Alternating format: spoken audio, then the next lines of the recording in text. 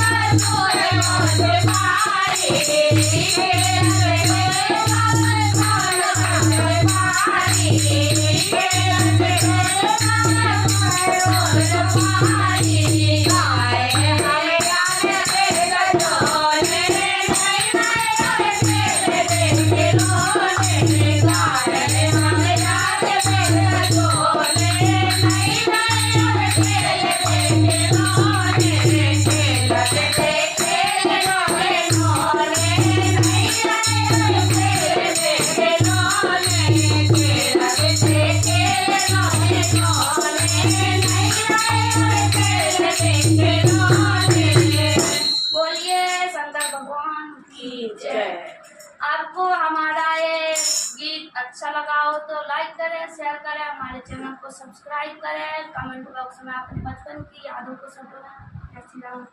जय माता दी।